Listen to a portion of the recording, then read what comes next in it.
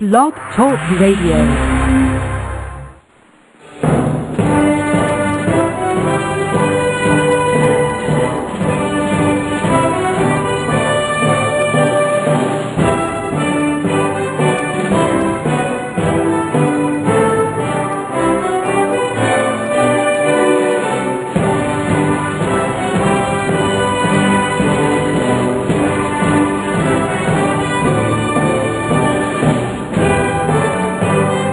Boa noite, meus amigos. Estamos aqui mais uma vez, iniciando nosso programa, invocando a Santíssima Virgem Maria e o Santo Padre Pio de Pietrelcina, para que roguem a Deus que nenhum insulto seja feito nesse programa a pessoas boas e justas, e que aqueles que eventualmente sejam feitos aos maus e injustos não sejam feitos por intenção de ódio irracional, mas com intenção pedagógica. Falando nisso, alguém me envia aqui o Canto da Comunhão, folheto litúrgico número 15, da Arquidiocese de São Paulo. Em que, olha aqui que coisa bonita. Dizer que a terra, nessa terra que é de todos, há indígenas sem rumo de nações adizimadas, há sem terras e sem teto, sem saúde e sem escola, há pessoas mal amadas. Daí, ó Jesus, a boa nova, semeaste pelas casas, pelos campos e pela cidade, convocaste teus amigos para construírem uma nova sociedade, de acordo com a promessa Novos Céus e Nova Terra. Isso quer dizer que essa merda da sociedade socialista que vocês vão fazer foi convocada por Jesus Cristo, é? Quer dizer, vocês não têm vergonha mesmo, né? E o bonito é que o Cristo diz que ele vai fazer novos céus e nova terra. Quer dizer que após o encerramento desse universo, haverá novos céus e nova terra. Mas para vocês, vai juntar aqui a Diocese de São Paulo com o MST e fazer novos céus e nova terra. Essa aqui é a boa nova. Olha aqui, dentro dessa arquidiocese, se tem algum sujeito católico lá dentro, ele está muito bem escondido. O que tem muito lá é usurpador e comunista. Esses camaradas não pertencem à igreja de maneira alguma, já estão excomungados, de acordo com o texto muito claro do decreto de Pio XII, reiterado por João XXIII, e quem quer colabore com partidos ou regimes comunistas está excomungado, está excluído da igreja. Isso inclui todos vocês, quer dizer, vocês todos não são mais membros da igreja, ninguém tem obrigação de respeitá-los como príncipes da igreja, vocês não são nada. Agora, vamos dar um aviso aqui. O Instituto Internacional de Ciências Sociais, em São Paulo, está promovendo um curso do meu amigo Zé Nivaldo Cordeiro sobre a era do Estado Total, desafios do mundo globalizado. Olha, eu iria e ouviria. O Nivaldo sempre tem coisas muito boas para ensinar. O Instituto também tem promovido cursos com o crítico literário Antônio Fernando Borges, o João Pereira Coutinho, que é, junto com o Nelson Ascher, um dos dois articulistas legíveis da Folha de São Paulo, e o Martim Vasques. O Instituto fica na rua Maestro Cardim 370, metrô São Joaquim, Bela Vista, São Paulo. Informações pelo telefone 011-3251-5377. E já que eu estou falando do curso dos outros, vou falar de novo do meu próprio, que vai ser aqui na segunda metade de abril, o curso de Filosofia Política, que vai ser dado aqui em Colonel Heights. Informações com o senhor Eduí pelo telefone 041-3262-0100. O meu amigo Ahmed Youssef aqui me avisa que tem um site do YouTube botando uma página, né, de um tal de Partido Renovador Nacional de Portugal, só que botando lá o meu nome. Está com o meu nome, por exemplo, o YouTube com Olavo de Carvalho. Eu não sei que raio de coisa é esse Partido Renovador Nacional, tá certo? E também não sei como meu nome foi para lá, mas essas coisas da internet vivem acontecendo. Aqui também, o Rafael Prado me conta aqui que 400 trabalhadores na cidade de Taió, no Alto Vale de Itajaí, fizeram a manifestação botando para fora o pessoal do MST que estava lá fazendo bagunça. É isso mesmo, é assim que tem que tratar os caras, botar para fora, dar um pé na bunda. Isso aí é um bando de picareta que vive de dinheiro público. É em Santa Catarina esse negócio, né? Taió, Santa Catarina.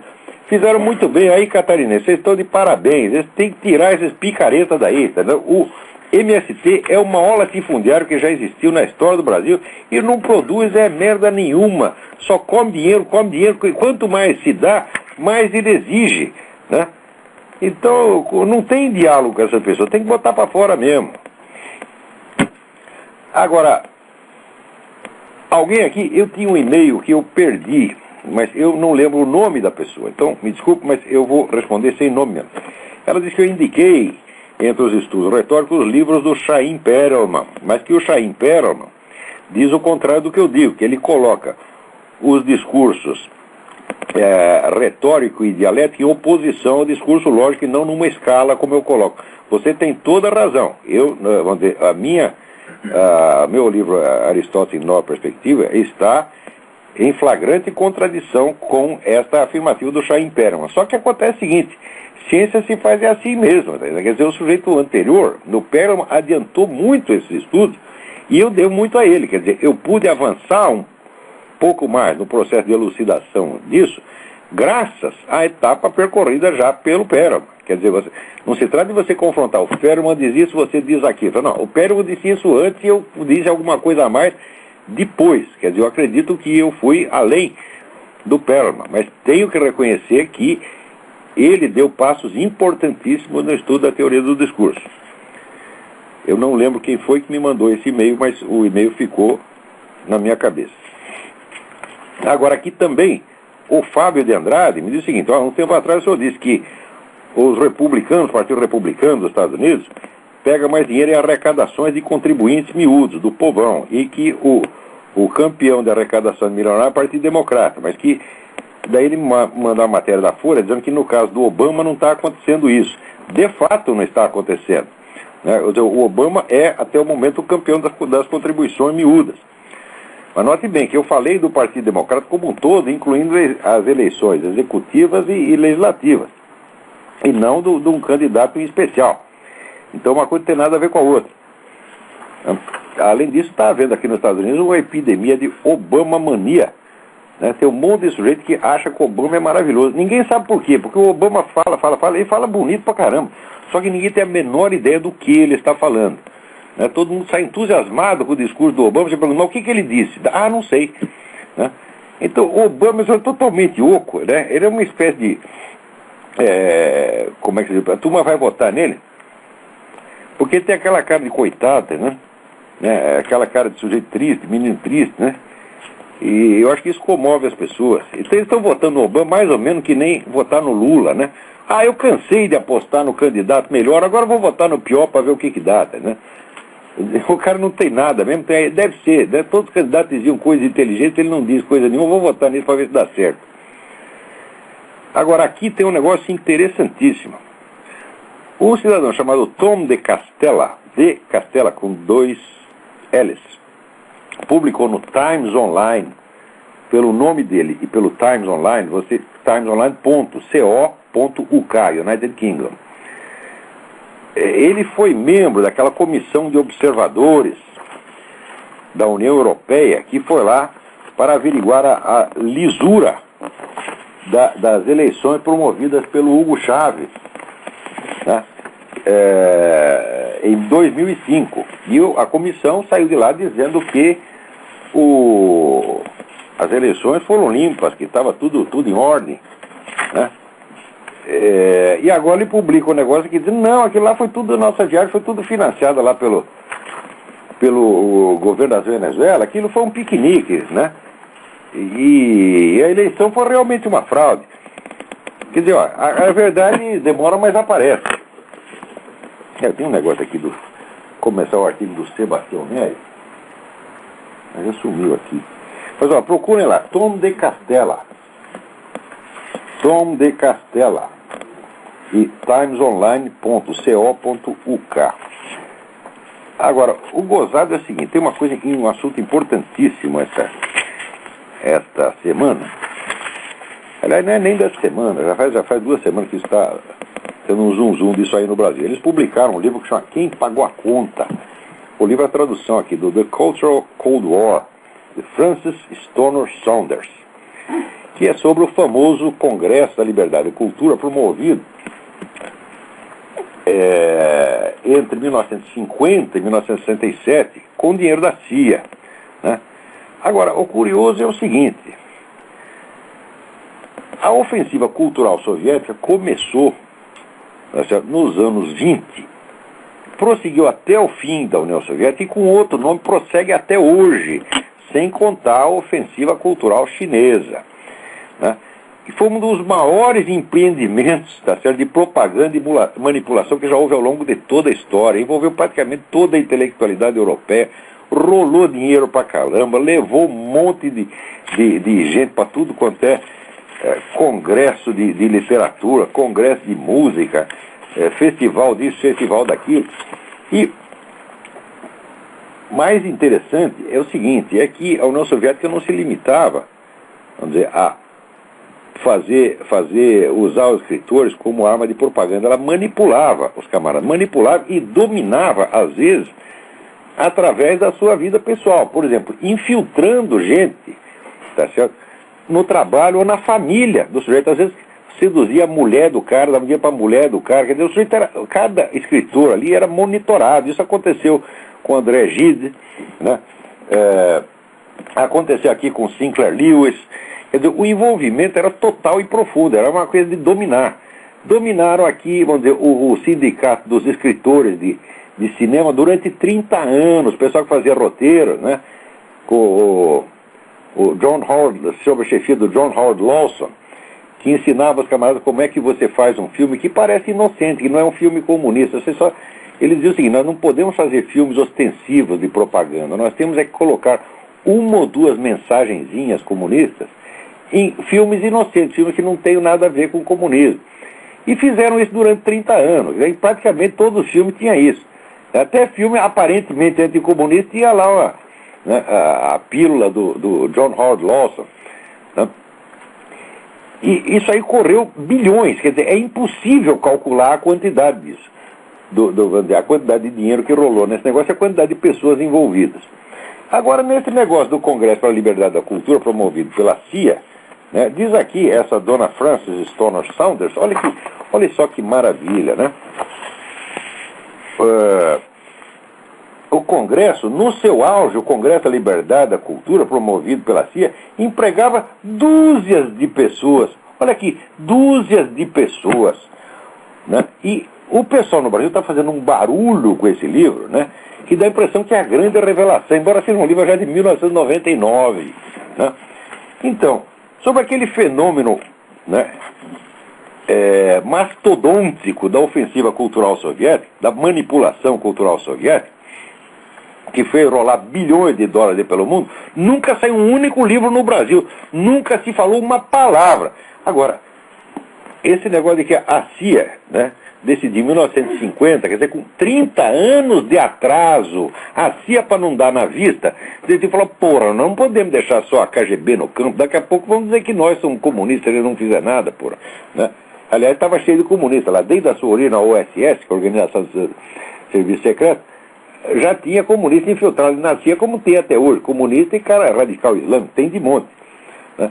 Mas então, para não dar na vista, decidiram fazer lá o tal do Congresso e soltaram dinheiro, né? Publicaram algumas revistas, fizeram alguns concertos de música, turnê de cantor, etc, etc. Só que é o seguinte, eles não obrigaram ninguém a falar nada, porque na União Soviética não era assim, o escritor tem que escrever de acordo com o que o chefe mandou, senão tu vai pra cana como foi Solzhenitsyn, Pasternak e todo mundo.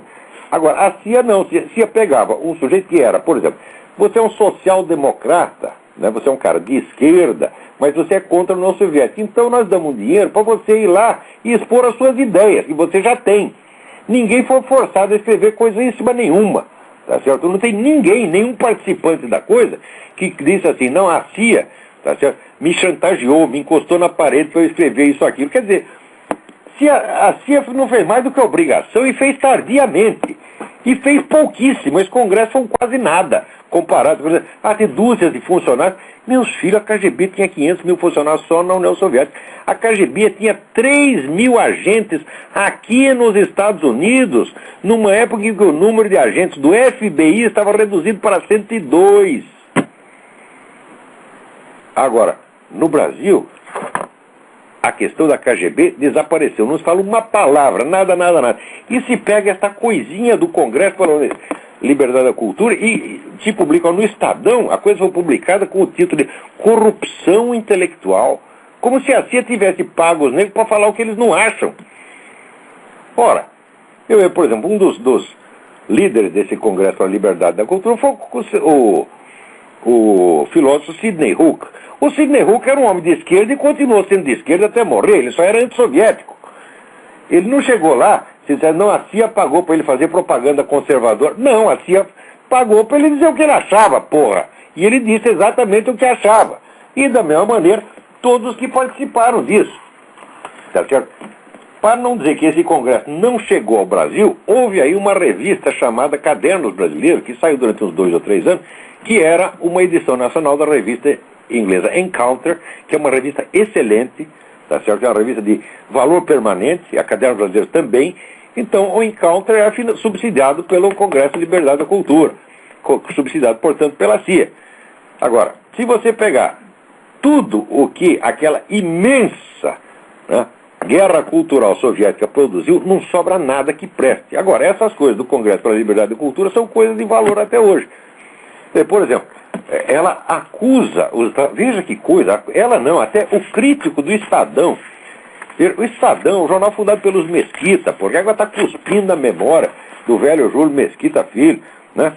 Com essa propaganda comunista, um tal de Ubiratã Brasil, né? Escreve aqui a corrupção cultural, denunciando, olha aqui, a CIA promoveu excursões de Louis Armstrong e Duke Ellington pela União Soviética para dar a impressão de que os Estados Unidos não eram um país racista.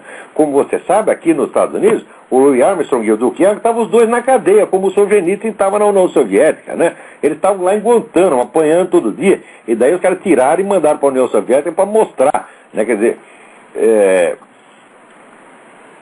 então, quer dizer, é uma coisa de uma desproporção tão nojenta, tão sórdida, né? Que, olha, o que tem que fazer com esses caras é cuspir na cara, porque não tem o que discutir.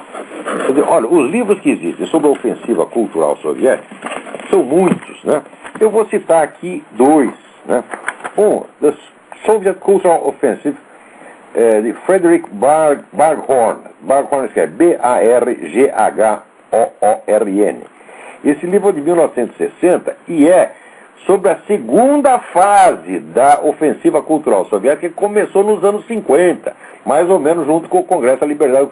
Só a segunda fase, sem contar a primeira, que já tinha envolvido metade da intelectualidade europeia, né? Com aquele negócio do Fronte Popular, né? E, sobretudo, com, vamos dizer, a imensa organização que tinha centenas de jornais, revistas, estações de rádio, tá certo?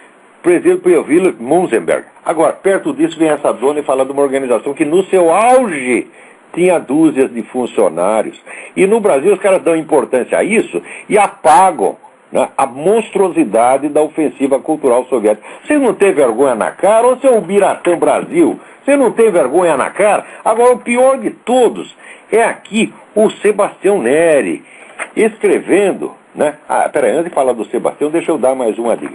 Tem o famoso livro Double Lives, do Stephen Koch, K-O-C-H, né, que fala sobre alguns escritores ocidentais que foram manipulados e dominados pela KGB. Não é assim que recebeu um dinheirinho para ir num congresso e falar o que achava. Não, é dominado, muito próximo, como companheiro de viagem. Companheiro de viagem é um sujeito que era cercado pelo pessoal do partido, não é que todo o ambiente social dele era dominado pelo partido, e o cara ia junto, então, né, para não ficar mal com as pessoas, como pegaram, que era o juiz da Suprema Corte. Tinha um juiz da Suprema Corte cujo nome eu esqueci, a mulher do sujeito era meio maluca. Então o que eles fizeram? Pegaram a mulher do cara e envolveram ele. Resultado, ele acabou sempre trabalhando para o partido. Sempre que o partido, ele nunca foi do partido, nunca foi comunista, mas quando tinha alguma questão importante em que precisava, quando uma opinião de pessoa aparentemente idônea, para reforçar o partido, estava lá o juiz, assim como estava o Sinclair Lewis, assim como estava um monte de gente, Aldous Huxley, todo o pessoal que tudo ganhou viagem para a União Soviética, né? Mas não era só viagem, não. Quer dizer, alguns eram premiados, outros eram forçados e outros eram chantageados. Quer dizer, usando métodos de espionagem mesmo. Isso aí o Congresso da Liberdade Cultural jamais fez. Não tem um escritor que denunciasse ter sofrido pressão, ameaça física, tá certo? Ter sua vida sido penetrada por agentes da CIA para manipulá-lo e forçar a colaborar. Isso nunca aconteceu. Quer dizer, o Congresso da Liberdade da Cultura foi simplesmente uma verba que foi alocada pela CIA tardiamente para juntar quem quer que fosse contra o comunismo, não importa se era de direita ou de esquerda, tá certo? E financiou igualmente todo mundo. E os caras fizeram o que tinham de fazer. A CIA não fez mais do que a obrigação, porra! Quer dizer, agora, o livro faz de conta, né? Ele conta isso aí como se fosse um grande escândalo que a CIA tivesse feito. Escândalo seria se não fizesse. Quer dizer, só quem tem o direito de fazer ofensiva cultural é a União Soviética? Você não tem que responder a isso? É feio responder a isso? Tá certo? E você, o quê? Você não pode usar verbas do serviço secreto para isso? É feio, é pecado? Ora, vão pra merda! O que vocês estão pensando, porra? Agora, as pessoas que escrevem essas coisas, esse Ubiratã deve ser apenas um bobão. Agora, tem um outro que escreve a respeito, que não é bobão, não, que é o Sebastião Neri, escreve na Tribuna da Imprensa, né? O Sebastião Neri, aproveitando a onda aí que fala desse negócio do livro da ofensiva da Congresso da Liberdade da Cultura, ele denuncia aqui que em 1960, Fundação Ford, Fundação Rockefeller, agentes do imperialismo, foram aí no Brasil e deram dinheiro para o FHC fazer o SEBRAP. Era o braço do imperialismo já dominando o Brasil naquela época. Olha que coisa impressionante, né? E isso aí, a Fundação Ford e a Fundação Rockefeller eram braços da CIA. Olha que coisa maravilhosa, o sujeito escreve isso. Agora, acontece o seguinte, aqui nos Estados Unidos, gente, até menino de escola sabe que a Fundação Ford só trabalha para a esquerda, só dá dinheiro para comunista, quando não é para movimento feminista, gaysista, abortista.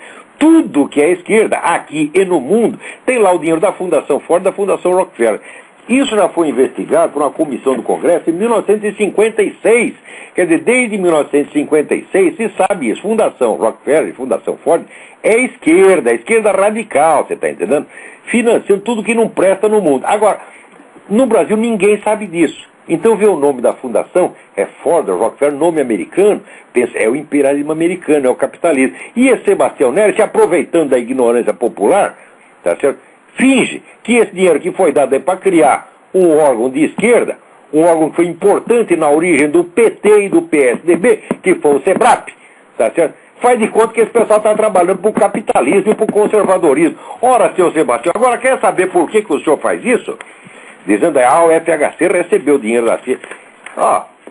Seu Sebastião, porra. O senhor, em 1954, o senhor estava em Moscou, fazendo o curso da Escola de Líderes pago pelo governo soviético. Tá, já em 1954. Foi dinheiro do seu bolso que pagou isso, seu Sebastião? Depois o senhor voltou lá em 1981. E o senhor não para de fazer desinformação anti-americana desde aquela época. Agora aqui, o Ladislau Bittman, que foi o chefe, tá certo, do serviço de desinformação soviético, no Brasil, tá certo? Ele era tcheco. Note que no terceiro mundo, a KGB não agia diretamente, usava os serviços secretos dos países satélites. Então, por exemplo, para o Oriente Médio era a turma da Romênia. Agora no Brasil era a Tchecoslováquia, tá certo? Então o serviço de desinformação aí era chefiado por um tcheco que era Ladislau Bittman. Publicou o livro The KGB and Soviet Disinformation pela editora Pergamon Brassey. Tá certo? É um livro que devia estar traduzido no Brasil, mas que ninguém fala disso. Então, ele diz o seguinte, naquele tempo ele tinha à sua disposição numerosos jornalistas no Brasil, tá certo? Exercia influência sobre numerosos jornais e até tinha um semanário político, até abril de 64. O senhor não era um desses jornalistas que estavam à disposição do Ladislau Bittman, já ouviu esse nome, ô moço? Tá certo? Você não tem nada que ficar falando de FHC, porque a FHC está trabalhando para a esquerda e você também. Mas acontece que esquerdista é assim, quando tem uma briguinha, aproveita da briguinha para dizer que o outro está trabalhando para o imperialismo. Não, estão os dois trabalhando para o comunismo. Você e a FHC, o SEBRAP principalmente. O SEBRAP era uma usina de pensamento esquerdista na época, porra. Então é sempre assim. Esse movimento revolucionário, ele se limpa na sua própria merda. Quer dizer, ele usa aquilo, o mal que ele mesmo fez, tá certo? Ele mesmo se acusa dizendo que quem fez aquilo foi o imperialismo. Ora, a Fundação Ford não é nenhum agente de imperialismo e não é agente da CIA, tá certo? A Fundação Ford está a serviço do movimento esquerdista internacional desde 1950, pelo menos. Tá certo? Aliás, não é só a Fundação Ford, agora é a própria empresa Ford. Tá certo? Não sei se vocês sabem, mas aqui nos Estados Unidos, a empresa Ford decidiu dar preferência a clientes gays. Resultado, o pessoal conservador está fazendo um boicote da Ford, que a Ford está levando um prejuízo. Diz que o que a Ford perdeu esse ano vai levar 12 anos para recuperar. E aí mesmo tomara que afunde. Tá certo? Porque a Ford sempre ajudou tudo que não prestava. A Ford ajudou o regime nazista e ajudou o regime soviético. Tá certo? Ford só fez merda desde que existiu. Tá certo? Fazia carro e merda. O carro até que é bom. Fizeram muito carro bom. Tá com o dinheiro, só faziam merda. Agora, vai ver se a Ford ajudou algum movimento cristão conservador? Jamais. Ajuda é nazista, comunista. Tá certo? Agora, seu Sebastião, eu quero ver o senhor explicar, tá certo? É o que o senhor ficou fazendo em Moscou lá. Que eu peguei essa informação, não foi nenhum inimigo seu, não é fofoca não. Foi o seu amigo Rafael Greca. Ele que conta isso. Que o senhor estava lá na escola de formação de líderes, já aos 22 aninhos de idade, tá certo? E que depois, em 81, o senhor voltou lá, tá certo? Fez uma viagem de avião, circulou por toda a União Soviética, foi até a Sibéria. O que o senhor foi fazer na Sibéria, porra? O senhor vai jurar que não era dinheiro da KGB? Ora, o senhor eu penso que eu sou idiota, ô Sebastião. A imprensa brasileira está cheia de gente como você. Se fizer uma lista dos brasileiros que foram para Moscou, com tudo pago, e ficaram lá, tá certo? E que foram cooptados pela KGB, vai dar mais gente do que as dúzias de funcionários que tem aqui nesse Congresso pela Liberdade da Cultura. Agora, ninguém no Brasil quer investigar isso. Na revista Época, eu escrevi, quando eu li esse artigo do Ladislau Bittman, vai fazer uns 4 ou 5 anos, né? Eu escrevi lá um artigo dizendo, ó, nesse livro tem um depoimento importantíssimo sobre o Brasil. Porque Ladislau Bittman consta que foi o seu serviço de desinformação no Brasil que inventou a história da participação americana no golpe de 64. Ele conta como fez. Ele conta com todos os detalhes como é que ele enganou a mídia brasileira inteira com a história. Tá certo? De como é que não se entrevista um sujeito desse? Como é possível? Quer dizer, um episódio central da nossa história, tá sendo narrado por um personagem central, que foi ele próprio o autor da coisa. Isso o nosso jornalismo investigativo não quer investigar. Agora aparece essa dona com um livro de 1999, sobre essa merdinha desse Congresso da Liberdade da Cultura, e todo mundo quer dizer que é corrupção intelectual. Esse Congresso não corrompeu ninguém, meu filho. Esse Congresso deu dinheiro para as pessoas falar exatamente aquilo que achavam. Não há nenhuma contradição. Eu conheço, por exemplo, a obra de Sidney Hook, tá certo? E não há nenhuma contradição entre o que o Sidney Hook falou no Congresso de Liberdade da Cultura e o que ele continuou falando no resto da vida. Tá certo? Sempre era um cara de centro-esquerda, continuou sendo centro-esquerda até morrer, porra. Assim como todos os outros. Tá certo? Mas, olha, você vê, é isso que se chama no Brasil de jornalismo. Uma vez eu escrevi lá que o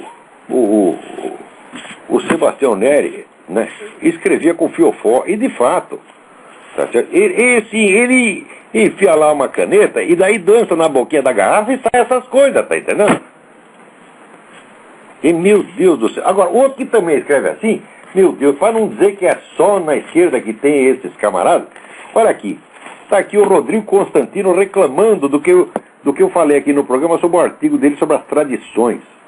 Então ele diz, não costumo perder meu precioso tempo rebatendo xingamentos e agressões. Após dizer que não vai perder esse precioso tempo, perde 4 laudas aqui, né, rebatendo o que eu disse.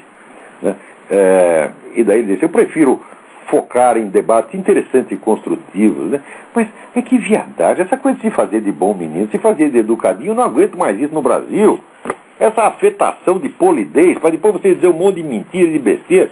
Então, ele diz o seguinte, ele diz que eu tentei ridicularizá-la por conta do termo tradição, porque ele tomou tradição no sentido apenas de costume, dizendo que as tradições da humanidade são todas uma estupidez, porque é só repetição mecânica. Né? E agora, para provar que eu estou errado, ele pega aqui o dicionário Aurélio e dá aqui os seguintes conceitos oferecidos no dicionário Aurélio. 1. Ato de transmitir ou entregar. 2. Transmissão oral de lendas, fatos, etc., de idade em idade, geração em geração. 3. Transmissão de valores espirituais através de gerações. 4. Conhecimento ou prática resultante de transmissão oral ou de hábitos inveterados. 5. Recordação, memória. E 6 é um sentido técnico especializado, que é o conjunto, vamos dizer, dos testemunhos que confirmam um texto.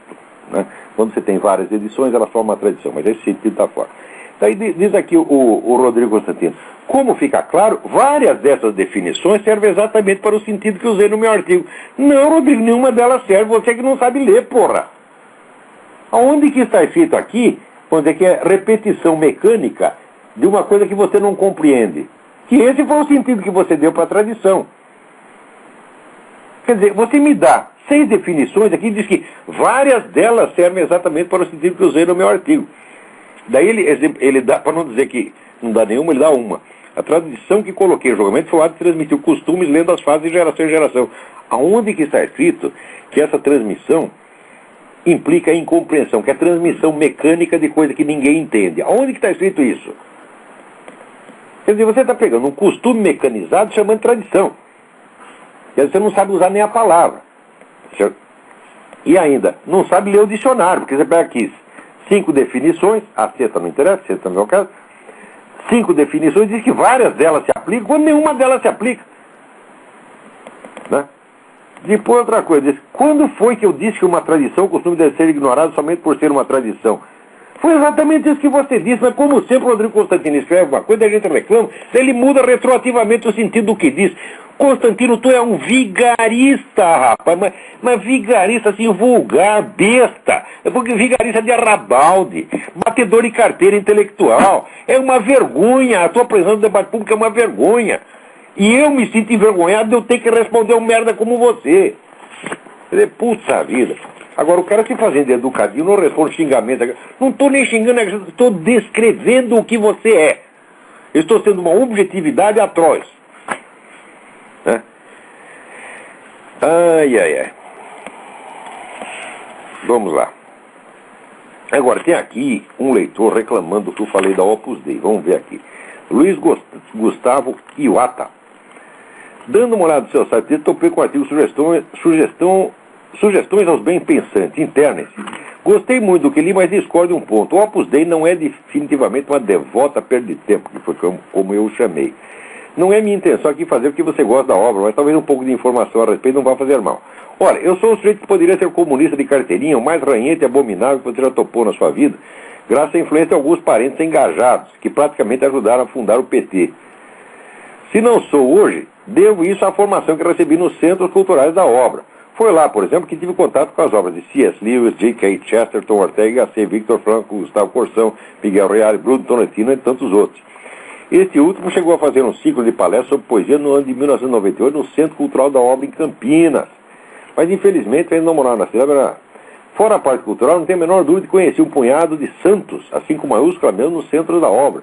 Não vai ser surpresa para mim se um dia os ver elevados à glória dos altares. A exemplo do que já aconteceu com o fundador da obra, São José Maria Escrivá. Como disse Cristo, pelos frutos os conhecereis. Colhem-se, porventura, uvas dos espinheiros ou figos dos abrolhos? A minha experiência com a obra me dá a certeza que os frutos de santidade que ela produz são imensos e agradáveis aos olhos do nosso Senhor Jesus Cristo. Eu espero que você tenha toda a razão, Luiz Ivata, mas é o seguinte, o que eu vi, né, quer dizer, é muito bonito você ficar lá lendo Chesterton, essa coisa toda. Agora, quando eu estava enfrentando o Brasil inteiro sobre o negócio do Foro de São Paulo, tá certo? Dando prova em cima de prova, e todo mundo dizendo que eu estava mentindo, que eu estava paranoico, a Opus Dei, alguém da chefia da Opus Dei, fez um pronunciamento para dizer, não, ele tem razão. Pois eu digo uma coisa. Eu fiquei sabendo do Foro de São Paulo graças a alguém que pertencia ao Opus Dei, que era o falecido Dr. José Carlos Graça Wagner. Tá certo? E quando, usando aquela documentação que ele me passou pessoalmente, eu comecei a escrever a respeito, tá certo? E o país inteiro caiu de pau em cima de mim. Alguém da direção da Opus Dei abriu a boca para me dar um reforço? Não. Ficaram todos lá lendo Chesterton, tá certo? E cultivando a sua santidade. Você está entendendo? Então, quando eu digo que a senhora devota perde tempo, eu sei o que eu estou falando. Olha, eu não quero pôr em dúvida a santidade de ninguém, tá certo? Mas eu não acredito que haja nada de santo e deixar os combatentes sozinhos no meio do campo, enquanto vocês ficam lá escondidos rezando como se fossem velhas. Tá certo? Não tenho nada contra o Opus Dei. Tá certo? Eu acho que o que vocês fazem é certo. O problema é o que vocês não fazem. Tá certo? Eu acho que vocês são frouxos, vocês são covardes. É isso que vocês são. E digo, Deus odeia os covardes. Quero ver vocês em campo. Imagina se no tempo das cruzadas, né, homens saudáveis e fortes ficassem em casa rezando enquanto deixam os outros lá, né? Homens de 20, 30 anos, né? Fiquem em casa rezando enquanto deixam o velhinho lá, o Olavo de Carvalho com 60 anos lá brigando. Vocês não têm vergonha? Então vamos lá. Agora aqui, o Daniel Pisa, que vive escrevendo besteira, fez aqui um artigo no Estadão que, parabéns, Daniel Pisa, parabéns, você escreveu sobre esse grande brasileiro que é o Newton da Costa, tá certo? Que é um grande estudioso de lógica matemática, certo? É uma glória da ciência brasileira, uma das poucas, tá certo? E que é um sujeito que está realmente esquecido, quer dizer, num panorama filosófico dominado por Emir Sader, Mariana Chauí, etc. O Newton da Costa é uma espécie de megatéria, de mastodonte, de ser antediluviano, tá entendendo? Que ninguém mais compreende, ninguém mais nem sabe o que é. Então, parabéns, Daniel Pisa, você está falando de quem merece, tá certo? Então, você está contribuindo para fazer justiça. Vamos em frente. Hoje está tendo menos telefonema, né? Eu acho que o pessoal ficou assustado com o aviso que eu dei, porque eu estava falando muito. Ligava e ficava falando 10, 15 minutos, não pode, porque tem sempre mais gente na fila. Agora, olha aqui que coisa maravilhosa, maravilhosa. Vocês conhecem o juiz Odilon Rodrigues, de Campo Grande, aquele que, né, tem provas lá de que a turma da Farc está ajudando o Comando Vermelho, PCC, né, tá armando, ajudando e instruindo, né? Ele tem um processo contra o Fernandinho Beiramar, né, e mais 23 comparsas. Você sabe que o juiz Odilon Rodrigues, ele é obrigado a viver escondido, ele tem que dormir no próprio fórum, ele não pode meter a cara do lado de fora, ele leva tiro. Já tentaram matar o homem não sei quantas vezes. Esse é um grande brasileiro, esse é um herói nacional, você está entendendo? Esse vale mais do que toda essa petezada junto. Pegar o Congresso Nacional inteiro. Meus filhos, vocês não servem para ser engraxate do juiz Odilon Rodrigues, tá vendo? Então, acontece que o homem então tem o processo contra o Fernandinho Beiramar. Agora, o Supremo Tribunal Federal, que a meu ver, tá certo, é o escritório da advocacia do PT, tá certo, decidiu garantir a todos os réus presos o direito de estar presente em todos os atos dos processos judiciais. Tá certo? Isso quer dizer que qualquer coisa que o juiz vai fazer, tá certo? Em todas as etapas do processo, tem que estar lá o Fernandinho e a putada toda. Tá entendendo? Isso aí coloca o juiz imediatamente em risco.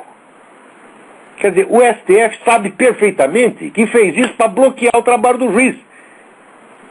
Ele sabe que o juiz não pode se expor dessa maneira. Então o STF está convidando esse juiz a morrer. Pode dizer, o STF condenou o juiz à morte. Olha que beleza, olha o ponto que nós chegamos. Quer dizer, vocês querem investigar Fernandinho Beiramar, Farc, etc. O STF não quer que você faça isso, não. Quer dizer, será que ninguém no STF sabe que existe risco para o juiz Odilon numa coisa dessa? Sabe? E por isso mesmo votou isso. Vocês não têm vergonha na cara mesmo, hein? Ora, porra. Agora depende do quê? O João Rodrigues sabe que não pode realizar as audiências no fórum da cidade. Claro, se ele for realizar essa audiência no fórum com toda essa gente lá, vai morrer. Preocupado, ele oficiou o general do Exército, comandante militar do Oeste, propondo a realização das audiências do Regimento Militar de Amambaí. O Exército alegou que o pedido deveria ser encaminhado ao presidente da República.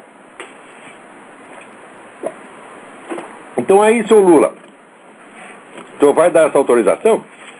Lembra bem, seu Lula, o Fernandinho Beiramar, lá na Colômbia, já contou todos os negócios que ele fazia com a Farc. No tempo em que o senhor, como presidente do Foro de São Paulo, passava a mão na cabeça das Farc e condenava como terrorismo de Estado qualquer coisa que o governo da Colômbia fizesse contra seus amigos. Se o Fernandinho Beiramar for ser interrogado lá, ele é capaz de dizer tudo de novo. Né? Então fica aí o problema. Mas olha só, onde é que o negócio foi parar, hein? Vamos ver se temos mais alguma novidade aqui. Temos aqui, olha que coisa, né? Tá difícil, viu? Tá difícil. Aqui esse cidadão Hélio Schwartzman, ele insiste, né? Ele diz aqui que a coluna dele, em que ele defendeu a ciência dos ataques neocriacionistas, gerou muita controvérsia, né? Então, leitores questionaram-me acerca da eugenia, das bases epistemológicas do darwinismo, do caráter laico do Estado e até da validade do discurso científico. Acreditar na ciência, sugeriram alguns, exige tanta fé quanto crer em Deus. Daí diz ele, será? Aceito a provocação. De modo que vou tentar mostrar hoje por que a ciência não é uma religião. Comecemos pelas semelhanças. Como qualquer um que já abriu um livro de epistemologia sabe, a ciência busca seus fundamentos em meia dúzia de postulados, ou seja, de premissas que, a exemplo dos dogmas religiosos, são tomados como auto-evidentes. Isto é, considerar verdades verdadeiras sem necessidade de demonstração. Para o monoteísmo, sentenças como Deus criou o mundo constituem verdades inquestionáveis. Já na ciência, quem desempenha esse papel são princípios como de identidade e não contradição. O primeiro afirma que se A igual a A, então A igual a A. O segundo reza que se A não é B, então a ocorrência de A, na ocorrência de A não ocorre B e vice-versa. Note bem o que ele diz. Tá? Ele diz, dos dois lados existem premissas não demonstradas. Premissas não demonstradas assim são as premissas dos princípios da lógica. Princípio de identidade, não contradição, e ele esqueceu do terceiro excluso. Acho que por ser uma terceira excluso, ele excluiu. Mas então ele citou pelo menos dois, quer dizer, pelo menos dois ele conhece. E ele coloca aqui como um dos princípios da religião, princípio não demonstrado da religião, que Deus criou o mundo. Mas olha, seu Hélio, o senhor não tem mesmo vergonha nessa sua cara? Em primeiro lugar, esses princípios que o senhor diz que são os princípios da ciência, que são os princípios da lógica, foram descobertos por Aristóteles, eles foram usados durante mais de 1000 anos na teologia antes que surgisse a ciência moderna. Esses não são princípios da ciência moderna. Tá certo? São princípios que foram usados por toda a filosofia escolástica. E o senhor está dizendo que esses são princípios da ciência moderna? Não são não, seu Hélio. Tá certo? E segundo, que Deus criou o mundo não é um princípio de nenhuma religião. A sua compreensão da religião é pueril, você é totalmente ignorante.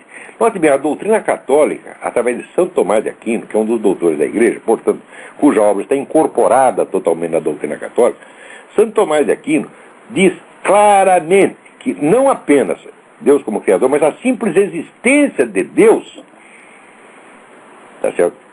Não é uma premissa de nada, é a conclusão de um raciocínio. Quer dizer, a religião católica não parte da existência de Deus. Ela discute e demonstra a existência de Deus. Quer dizer, a existência de Deus, a própria existência, nem Deus como Criador, nem isso estou falando. Ou seja, se você não sabe o que é um princípio, não sabe a diferença entre uma premissa e uma conclusão, para de dar aula, tentar dar aula de lógica na Folha de São Paulo, seu Zé Mané. Né?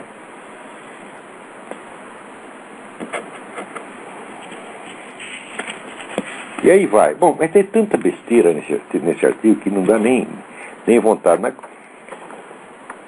Agora, uma coisa engraçada nesse artigo é o seguinte, ele pega, né, ao discutir a religião, ele atribui qualquer besteira à religião. Como, por exemplo, acabou de atribuir a ideia de que Deus criou o mundo é um axioma. Não é um axioma, isso é a conclusão do raciocínio.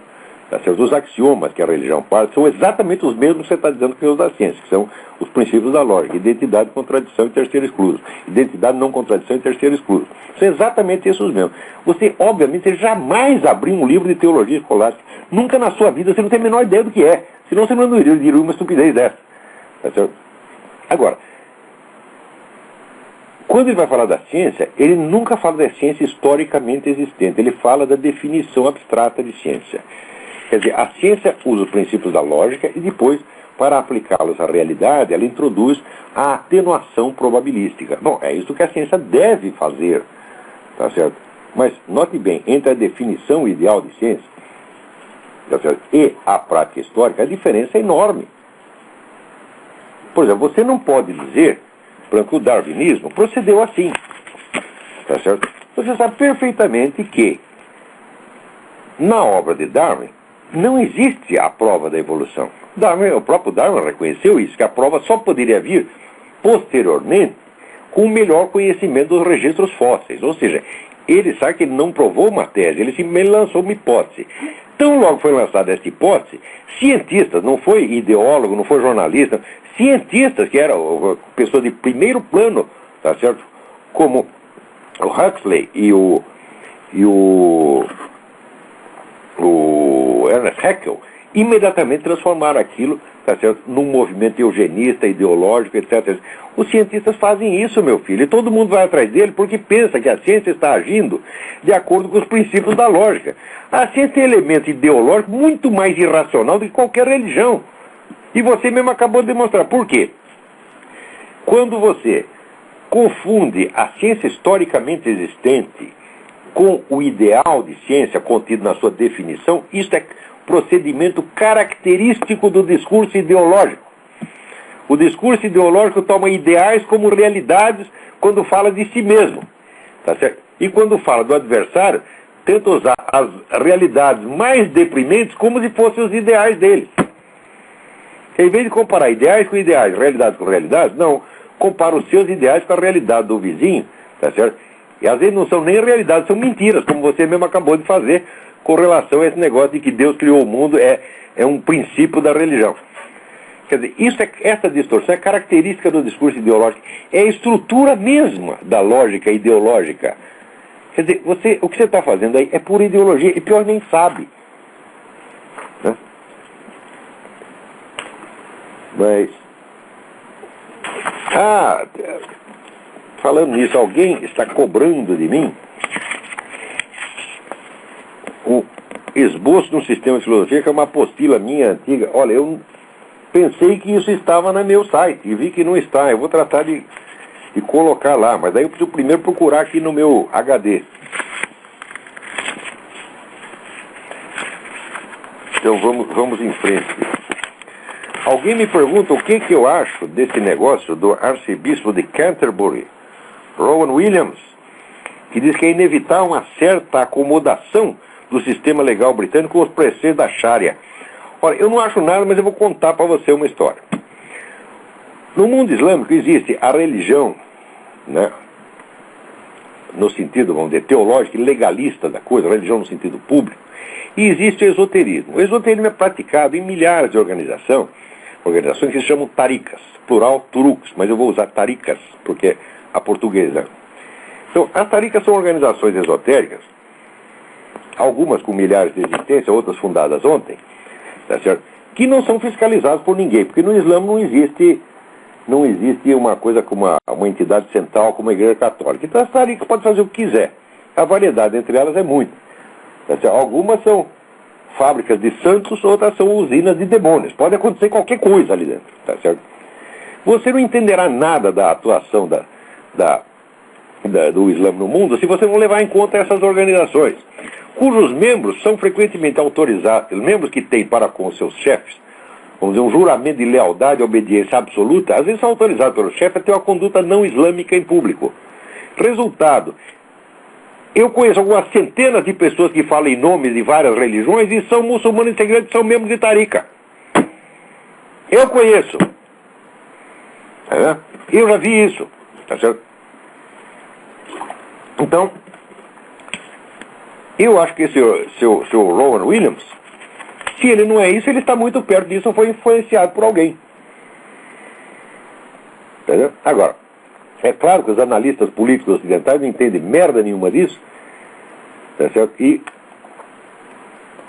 imagino que a penetração islâmica no Ocidente é só através de imigração e propaganda maciça. Quando você tem uma atuação, eu já escrevi sobre isso no Diário do Comércio, uma atuação de nível muito mais alto que vai dominando a alta intelectualidade do país através da atuação discretíssima das taricas ao longo de 40, 50 anos, sendo vamos dizer, uma coisa tão lenta que é imperceptível essa porcaria que se chama mídia, porque a mídia é periferia da realidade.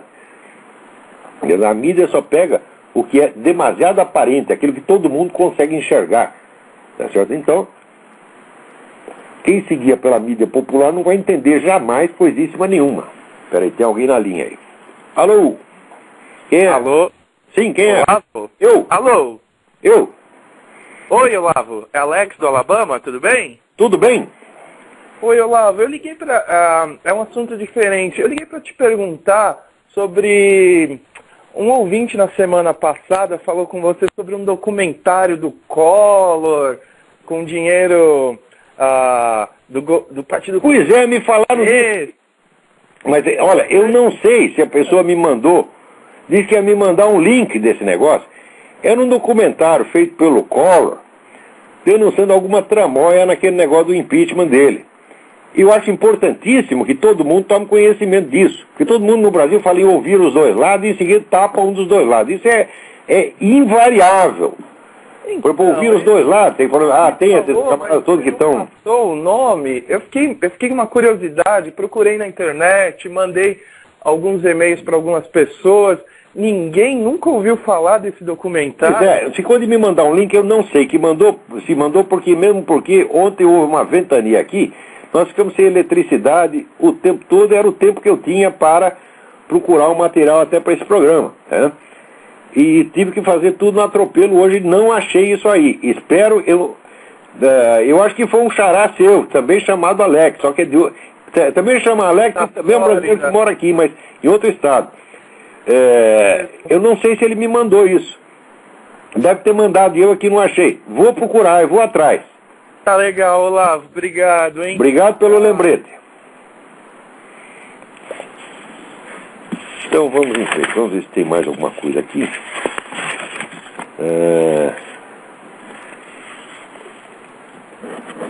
Aqui, Guilherme Bordonal pergunta: eu sou professor de História no ensino fundamental e estava observando criticamente os livros didáticos, inclusive os mais atuais, e eles simplesmente não tocam na questão do comunismo na China. Esse assunto é suprimido nos livros didáticos, mas é claro que tem que ser suprimido, porque o comunismo chinês matou, segundo as últimas pesquisas, 73 milhões de pessoas para construir uma nação miserável que depois teve que ser salva pelo capital americano. Entendeu? É claro que eles não podem contar isso aí. Também não podem contar, porque por causa da investida cultural chinesa que está acontecendo nesse momento no próprio Brasil. Toda hora você vê exposição não sei o que da China, viagem para a China, tá certo? Porra, isso aí está correndo dinheiro chinês aí. Ô, seu Sebastião, dinheiro chinês pode? Né? Então, Guilherme, o negócio é esse. E os caras jamais vão falar disso. Olha, mídia no Brasil, ensino no Brasil, é tudo empulhação. Depois que eu vim, eu já sabia disso quando eu estava aí, mas depois que eu vim para cá, começando a comparar, quer dizer, o material que circula aqui, as informações que circulam aqui, tá certo? E o silêncio total no Brasil, a distorção completa que tem no Brasil sobre o que se passa, por exemplo, nos Estados Unidos, olha, é de ficar abismado. Quer dizer, a falta de informação é tanta que o sujeito pode fazer como Sebastião Neri, enganar a população, dizendo que a Fundação Ford está trabalhando para o imperialismo americano. Quando está trabalhando é para o comunismo, aqui até criança sabe disso, desde a década de 50, porra! Tá entendendo? Ora, a classe jornalística brasileira, todos esses comentaristas aí, esses camaradas são tudo exploradores da boa-fé popular. Tá certo? Eu não digo nem que o lugar deles é na cadeia, o lugar deles é na privada. Eu não quero infectar a cadeia. Na cadeia tá cheio de gente honesta, tá entendendo? Tem lá o sujeito que bateu uma carteira, o outro que falsificou um cheque, cometeu um pecadinho uma vez na vida e foi parar lá. Mas esses caras que falsificam tudo, todos os dias, estão tudo aí solto ganhando um montão de dinheiro. Tem jornalista no Brasil que ganha 80, 100 mil reais por mês para lamber o saco do PT. Você está entendendo? Vocês viram até aquele processo do Diogo Mainardi contra o tal do Paulo Henrique Amorim, dizendo que o Paulo Henrique Amorim estava a soldo do PT. Ele disse, daí o Paulo Henrique Amorim foi lá, processou e se ferrou. Por quê? Porque ele está a soldo mesmo. Você está entendendo? Agora, o seu Sebastião Neri, eu não sei se ele está a soldo, mas ele já esteve. Porque viagem para a União Soviética para ficar lá e fazer cursinho na escola de líderes custa muito dinheiro, porra. E ele fez, não uma, mas fez duas. Agora, eu não fiz viagem, paga por ninguém. Eu pago tudo que eu faço, eu pago com o meu dinheiro. De vez em quando eu peço dinheiro para amigo meu, particular, você está entendendo? E mesmo assim, peço só um pouquinho. Agora, esses camaradas não tem limite, não tem limite. Dá todo mundo, agora não precisa nem pedir dinheiro, porque o governo dá cartão de crédito, porra. Né? Tá aqui aquela dona Matilde lá gastando dinheiro a rodo, né?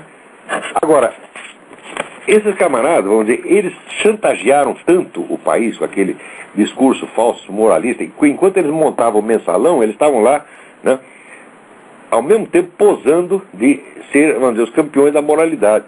Eles tanto acusaram que as pessoas se convenceram de que eles são santos, e agora ninguém quer se desiludir. Tá certo? A pessoa não quer ter o escândalo no sentido bíblico. O escândalo é quando você descobre que o seu Deus não existe ou que o seu Deus é malvado. E daí o seu mundo caiu, você está entendendo? Então, ninguém quer se desiludir. Então, mesmo se você vê o Lula, né? Vê lá o Lulinha, bilionário, né? E continua tratando o Lula como se fosse um pobrezinho, filho da classe operária. Né? Via lá a ex-governadora do Rio, como é que chamava? Benedita, né? Benedita lá gastando dinheiro a rodo, e coitadinha, ela se fazia ainda de favelada, todo mundo passava a mão na cabeça dela. Quer dizer, porque você foi pobre durante 2 dias durante a infância, como eu fui muito mais pobre do que eles. Mas muito mais. Quanto mais sobe na vida, quanto mais rico fica, mais dosinha o pessoal tem deles, coitadinho, né? O Lulinha tá em uma situação tão difícil, coitado, né? Aliás, eu queria aqui fazer um apelo de comida sem máscara. Está ganhando lá o concurso IBEST, né? Nós não pedimos voto para ninguém, nem falamos disso. Não saiu no Mídia Sem Máscara, eu também não falei nada. Mas está lá, em primeiro lugar, no concurso IBEST, na parte de cidadania, né? E, ao mesmo tempo, eu li lá no site do PT um apelo dramático do PT para os militantes que votem no site dele, porque o site dele está perdendo feio, está em 4º, 5º lugar, né? O PT, com todos os seus milhares de militantes, com todo aquele dízimo que ele recolhe, com todo o dinheiro que vem do governo, né, com seus milhões, essa militância inumerável, né, está lá em 4º, 5º lugar, e o Mídia Sem Máscara, que não tem de cair morto, está lá o Paulinho Diniz, né, a ração diária do Paulinho Diniz, ele come 3 grãos de feijão, 3 grãos, 2,5, metade é dele pro dia seguinte, coitado. Né? Trabalhando que nem um camelo para manter o Mídia Sem Máscara, né? E nós ganhamos. Ô, militantes do PT, tem um pouco de caridade, né? Vejam as dificuldades do Lulinha, porque o IBEST pertence lá à companhia que é do Lulinha. Quer dizer, que vergonha, vocês vão permitir que o PT passe essa humilhação no próprio site do Lulinha. Gente, deem um jeito nisso. Vão lá votar, os militantes. Não façam uma coisa dessa, né? É uma crueldade deixar o Mídia Sem Máscara humilhar assim, o partido oficial, né? Então, contribuam para a justiça social. Entre eu e o Lulinha, não pode continuar essa desigualdade, humilhando o coitadinho dessa maneira, né? Temos que introduzir aqui um princípio, né, de caridade, como diz aqui o arcebispo, ao sem terra, sem teto, né? Vocês têm que construir uma nova sociedade de acordo com a promessa do Novos Céus, Nova Terra. Promessa do arcebispado de São Paulo. Vão lá, então, né, e deem um jeito nisso. Acabem com essa pouca vergonha. Fica aí o apelo dramático aos militantes do PT. E, então, até a semana que vem. Muito obrigado.